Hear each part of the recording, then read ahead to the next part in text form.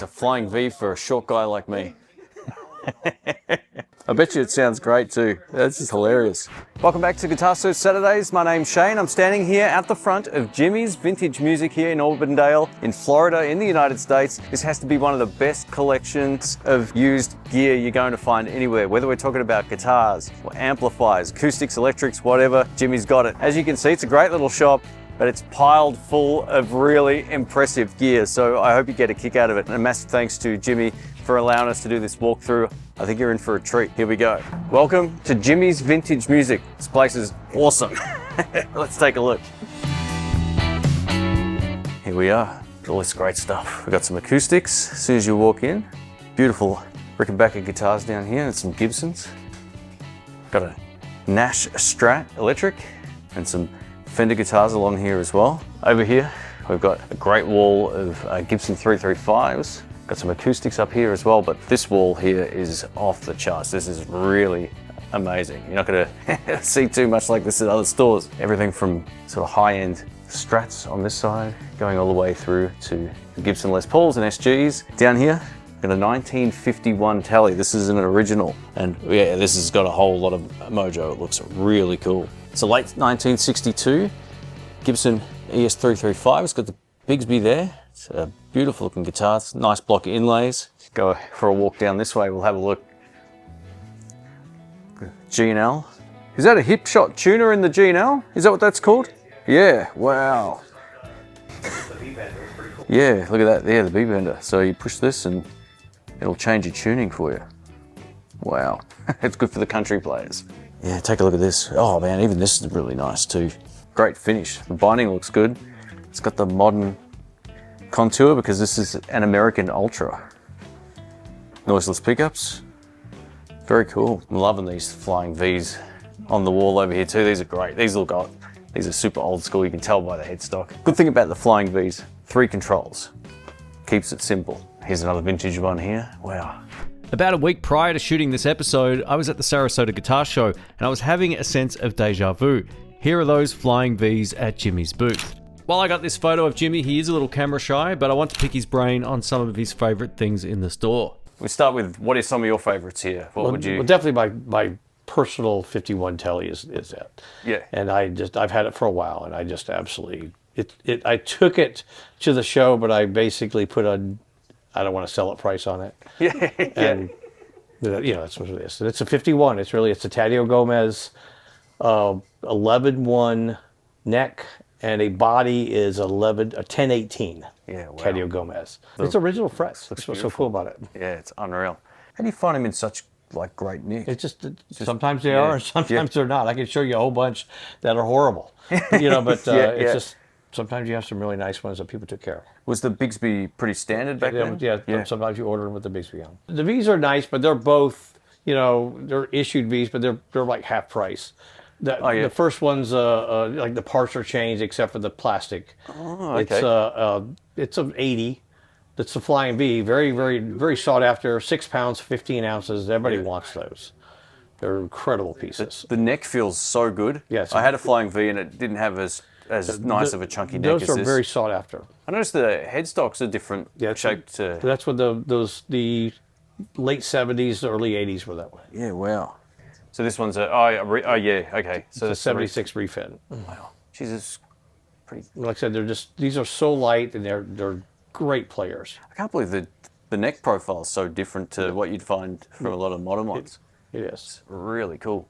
I noticed you had what looks to be a really beautiful custom shop Strat down the end there with this, maybe the best neck I've ever seen on a Fender. Yeah, this guy. The black one? Yeah. Yeah, the black.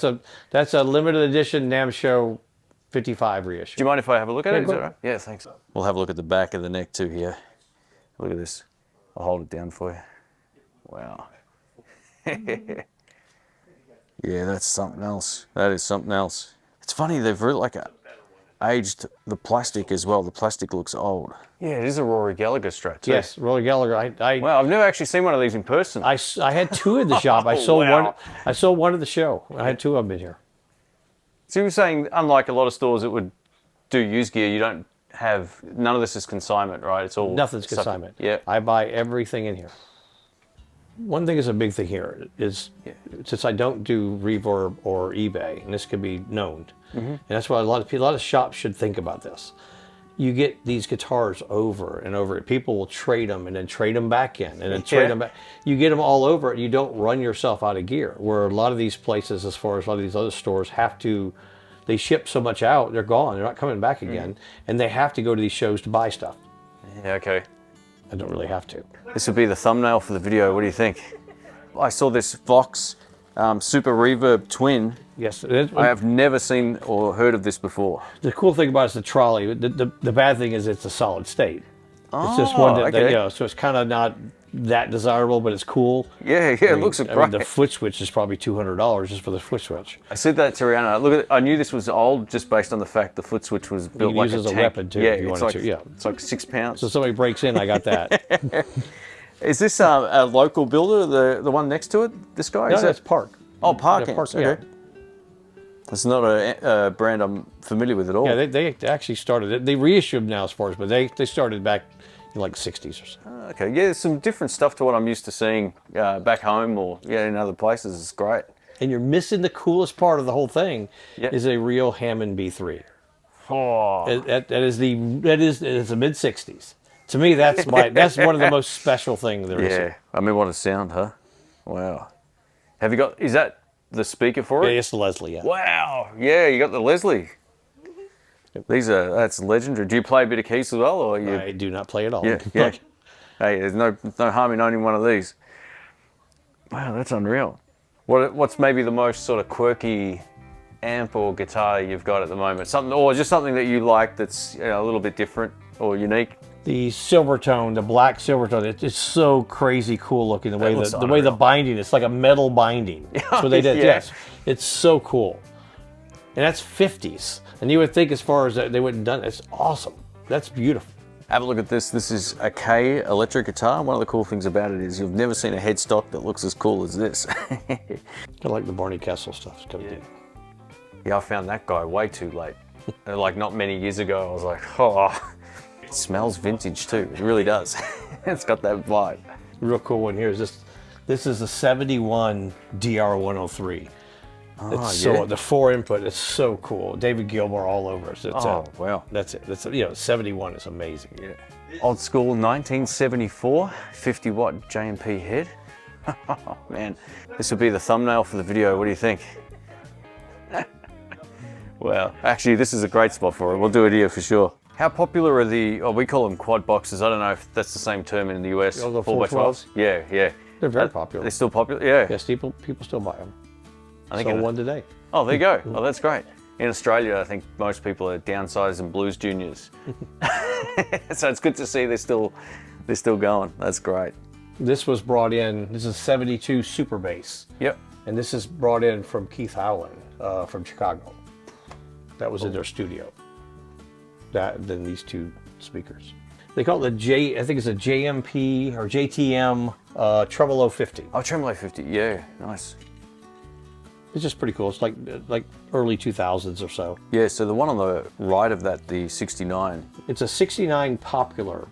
They converted it from, I can't remember what the Popular was, like 10, 12 watts. Yeah. But they converted it to 18 watts.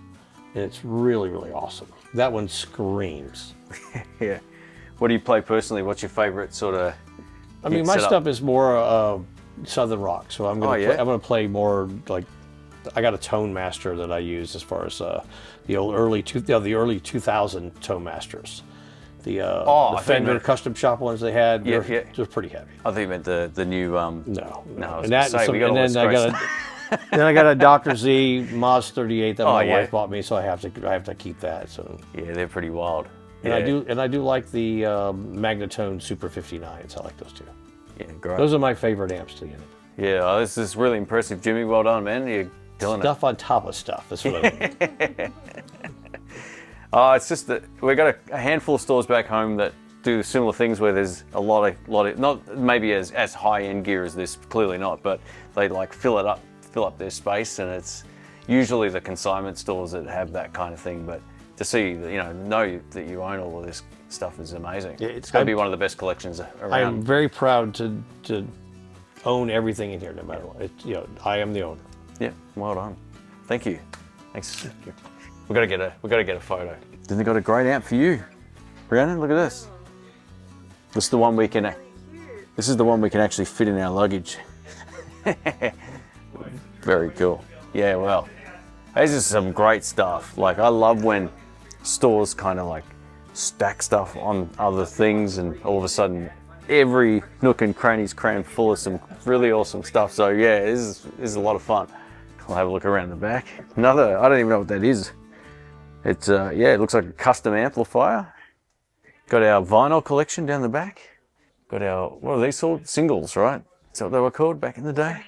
78s? Singles? I don't know.